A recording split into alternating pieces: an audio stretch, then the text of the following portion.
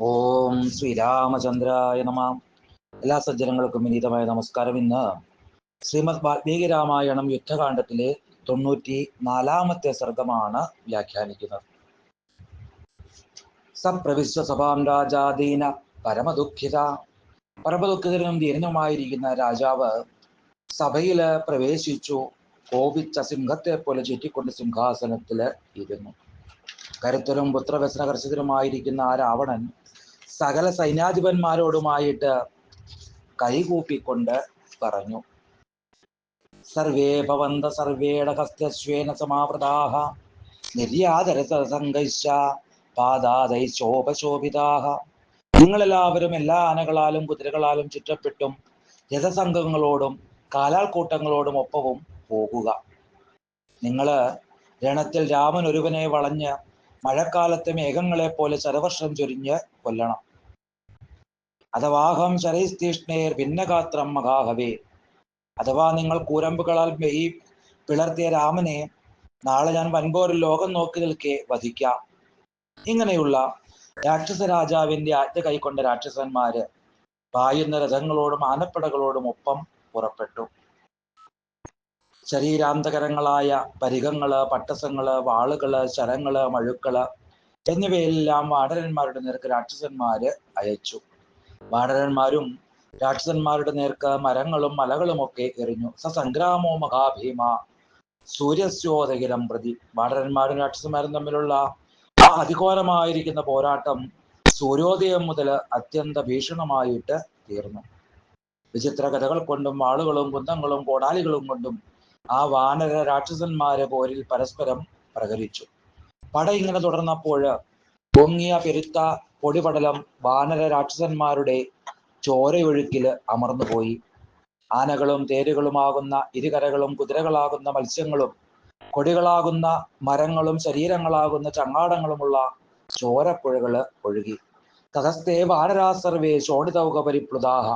അപ്പോൾ ചോരയിൽ കുളിച്ച സർവ്വവാനരന്മാരും ചാടിച്ചാടിച്ചെന്ന് പോരില് രാക്ഷസന്മാരുടെ കൊടികള്, കവചങ്ങള്, കുതിരകള്, നാനാതരം ആയുധങ്ങള് ഇതെല്ലാം തകർക്കുകയുണ്ടായി.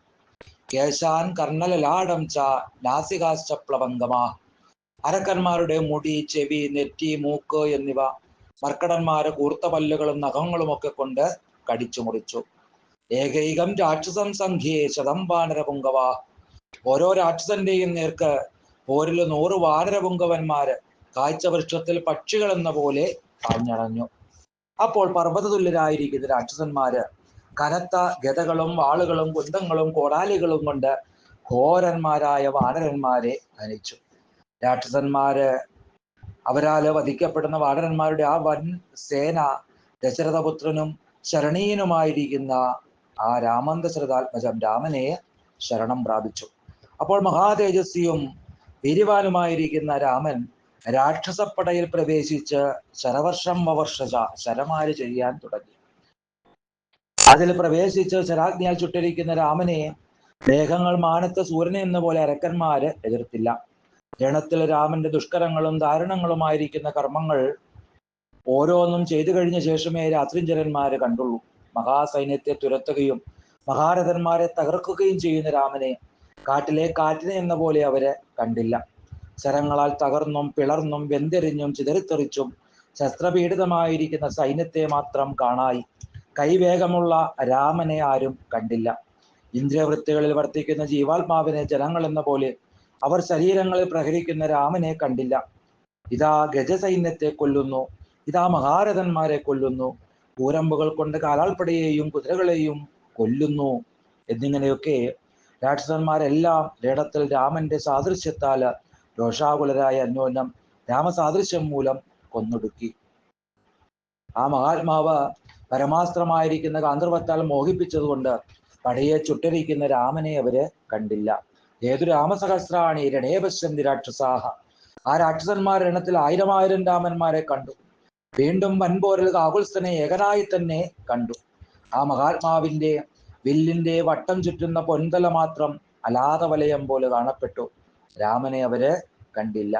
ശരീരനാഭീ സത്വാർച്ചി ശരാരം നേമി കാർമുഖം രാഘോഷതല നിർഘോഷം തേജോ ബുദ്ധി ഗുണപ്രഭം ദിവ്യാസ്ത്ര ഗുണപര്യന്തം നിഘ്നന്തം യുധി രാക്ഷസാൻ ശരീരമാകുന്ന കൂടം, ബലമാകുന്ന ജ്വാല, വില്ലാകുന്ന നേമി, അമ്പുകളാകുന്ന ആരങ്ങള്, ജ്ഞാനൊലിയാകുന്ന നിർഘോഷം, തേജസ്സാകുന്ന അച്യുതണ്ട്, ഗുണമാകുന്ന പ്രഭ, ദിവ്യാസ്ത്ര ഗുണമാകുന്ന ധാര എന്നിവ ചേർന്ന രാമചക്രം രണത്തിലെ രാക്ഷസന്മാരെ കാലചക്രമേൽ എന്നതുപോലെ കൊന്നെടുക്കുന്നത് പ്രജകൾ കണ്ടു.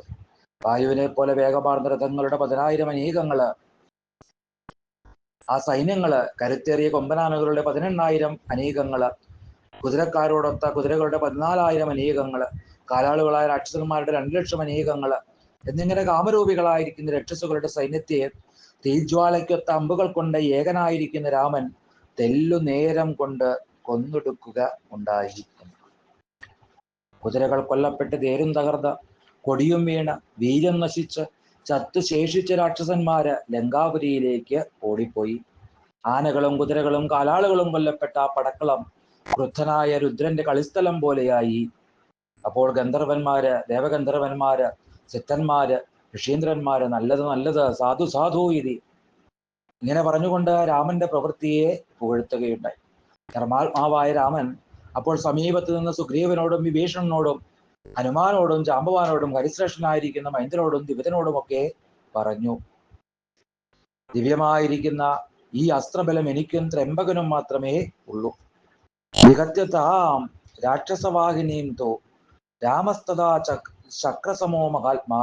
ഇന്ദ്രതുല്യനും മഹാത്മാവുമായ രാമൻ അപ്പോൾ അസ്ത്രങ്ങളിലും ശസ്ത്രങ്ങളിലും തളർച്ച തട്ടാതെ ആ രാക്ഷസ സൈന്യത്തെ മുഴുവൻ കൊന്നൊടുക്കിയപ്പോൾ സന്തുഷ്ടരായ ദേവഗണങ്ങളാൽ സ്തുതിക്കപ്പെട്ടു.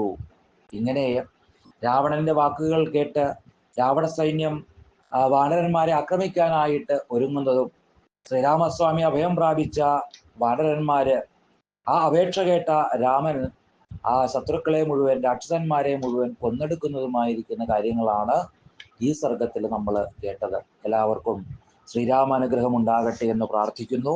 സർവം ശ്രീരാമപാദാരവിന്ദാർപ്പണമസ്തു.